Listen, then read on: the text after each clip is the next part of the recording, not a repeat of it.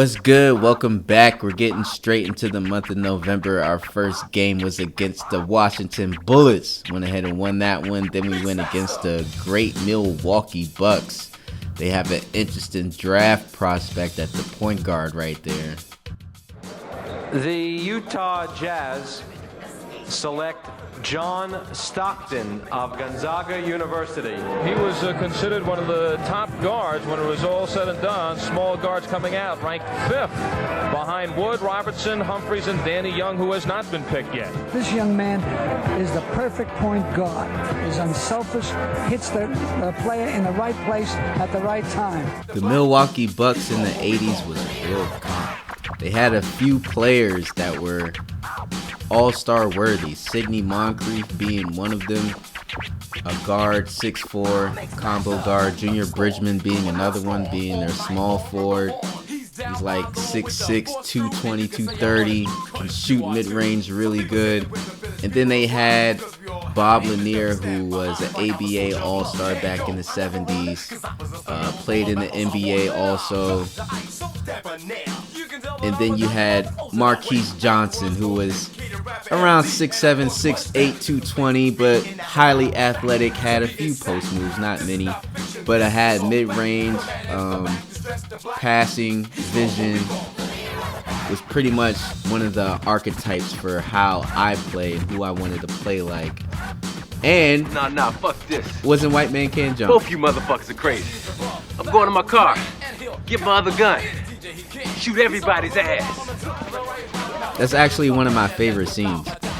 One of my favorite scenes from that movie. But anyway, John Stockton was drafted into a pretty well-rounded team already. They just kind of needed his presence. Banks to the paint. Here's Jenkins. Oh, strong finish. Throw that thing down. I'm actually getting the hang of being a power forward. Right now I'm just doing athletic stuff. You know, blocks, fast break dunks, things like that. Marquise Johnson type things. But at the same time, I'm getting more used to post defense, getting more blocks in that way. And post offense is next. I really got to get better at post offense. Denver Nuggets, 10th seed last year. Alex English only played 47 games last year, so he's just getting back into it. He's a combo guard. Kiki Vandeweghe, he is a combo forward. He has defense.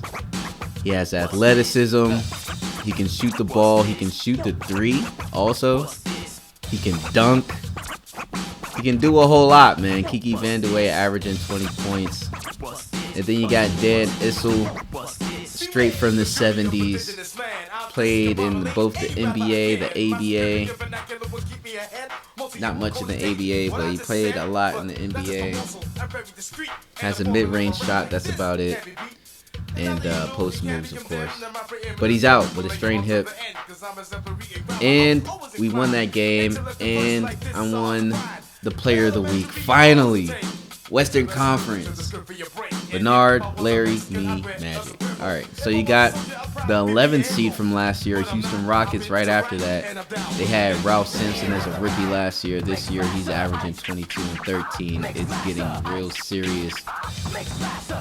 Supposed to be 7'2 to 7'4. Varies on who you talk to. But very nimble, very quick. Can score a whole lot. Also, we're going to look at this lineup right here. We see Lucas. We're going to get into that later. But right now, we're going to get into that number 4 spot. That's Barkley. The Philadelphia 76ers select Charles Barkley of Auburn University. The round mound of rebound, tipping the scales, the latest at 300 pounds. He is one of the most exciting players to come out of college. And he now will be alongside Julius Erving and Moses Malone. So Barkley in real life, drafted to the Sixers. Lucas in real life has a son who has another son who gets dunked on by LeBron. That's Lucas III. But right here you see Otis Thorpe. He was drafted by the Kansas City Kings, but in this he's drafted by the Dallas Mavericks. We end up beating the Mavericks. Had a 25-26 day.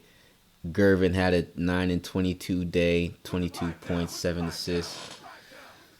Jazz, Lakers, and Blazers are above us in the Western Conference.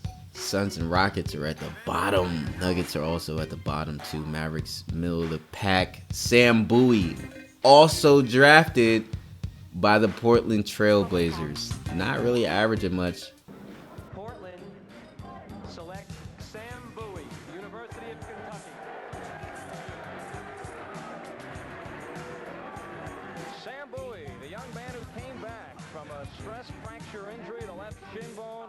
He was out for 2 seasons, redshirted, and he has come back. He has returned strong. So Portland takes this one, but by a big margin. It takes physical and mental toughness, Clark, to win on the road. Man, they crushed it. They sure did. And, you know, in terms of talent, there's just no comparison between these teams.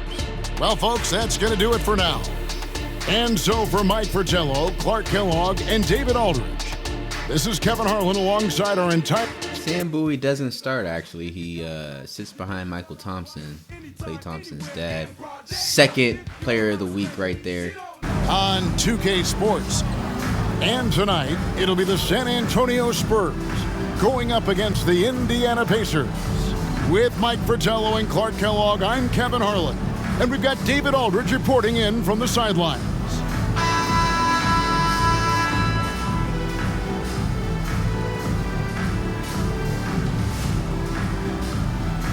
Now that right there is an interesting lineup. You're probably wondering why you see Norm Nixon at the 1. He was on the Los Angeles Lakers with Magic Johnson, and then they traded him because they had Magic to the Los Angeles Clippers. But on this, he got traded to the Clippers, to the Pacers. Then you got Jerome Kersey, who was a rookie in the class. He got drafted by the Blazers in real life, but this year he got drafted by the Pacers. Very interesting. Then you got Clark Kellogg, one of the announcers on 2K. He only had a 5-year career before injuries fucked up his legs. And here we are.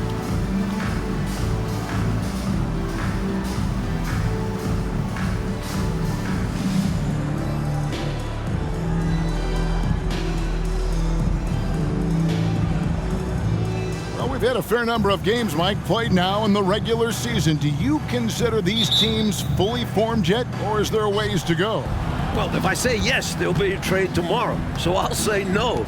They need time to find that cohesion and become a true team. Now here is Carter.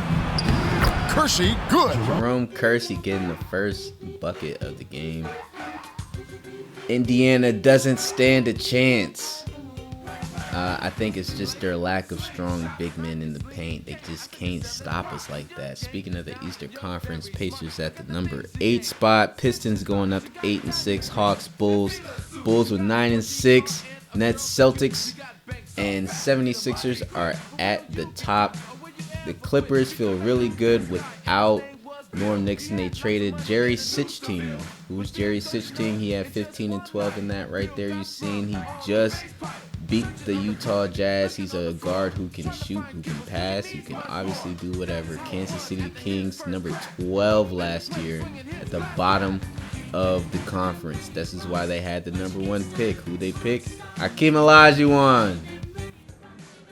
The Houston Rockets, who are represented here by owner Charlie Thomas and his daughter Tracy, select Hakeem Olajuwon of the University of Houston. It is official. The well-attired Hakeem Olajuwon, who started playing basketball just 5 years ago from Nigeria, is now the number 1 pick. He does not have to go too far. From the University of Houston, will now be playing incredibly alongside of Ralph Sampson for the Houston Rockets. Hakeem Olajuwon was the number 1 pick in the NBA draft in real life, and he's the number 1 pick in the NBA draft in this universe. It's just the teams are different. So instead of Olajuwon and Ralph Sampson playing together, Olajuwon has his own team in the Kansas City Kings. How about that? Johnny Moore getting injured, not good.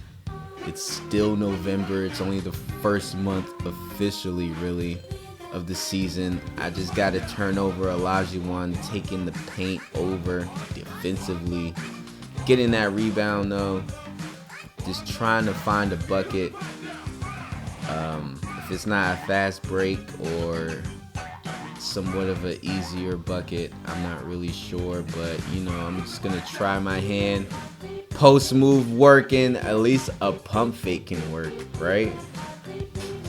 I'm not the type of person who likes to cheese things, so if something works, it works, but it doesn't mean it's gonna work every single time. And if it does, I'm still not gonna use it every single time, just because that's not how things are done around here. All right. So it's a really close game. Even though I'm not specifically going against Olajuwon, it's really like the battle of the rookies. Get that shit out of here. It's me, Boomer Jenkins, versus Akeem Olajuwon. Fourth quarter. Here is Paxson. 20 seconds left to play in the final quarter. He can't get it to go. Good D by Thompson. So they foul intentionally. Well, you know, he had to stop the clock, so that really was the best thing he could have done there. Yep, can't just let the other team drain the clock when it's close like this. So he goes 2 for 2 at the line. So I fucked up on that last possession. I should have had a better post move. George Gervin had 27 and 4, had a good stat line there, 27-24. I think we're doing pretty good as far as shot distribution. Akeem Olajuwon, 15 for 26. That's really the stat line that I really wanted, 33 and 28. This man went absolutely bonkers on us. That's okay. Mike Woodson, a coach, Larry Drew, a coach on the Cavs. Both of them played for the Kansas City Kings, as you can see in that box score. Johnny Moore, sprained left knee, 1 to 2 weeks. That's not too bad yet. We have one last game for November. That's the Seattle Supersonics. Jack Sigma is out with a broken right ankle. That sucks. He was actually their leading scorer and averaged 10 rebounds a game. As you can see below there, you see a David Thompson averaging 13. That means he's 30-something. He's 32. But back when he was in the ABA with Dr. J and George Gervin, they was in the dunk contest. And boy, oh boy, he did everything possible to win a scoring title back in 79, I believe, 78. Yeah, anyway, he scored 76 points. This is before Kobe's 81 game. He scored 76 points to win the title when George Gervin, I believe, scored around 67 points that day. And then he heard about that and scored 76 and ended up winning the title. But as you can see, they still somewhat have a little animosity towards each other, even in their early 30s. Which is kind of like your late 30s by this point. But anyway, we're looking good. We're feeling good. The Seattle Supersonics have no chance against us. I'm even getting all types of good replays out here, you know. But the main thing is getting these W's. So that's really what this is all about. Let's just see what's happening next month in December. We really could be on some shit.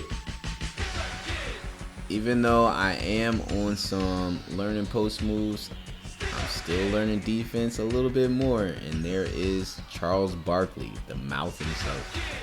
Pause.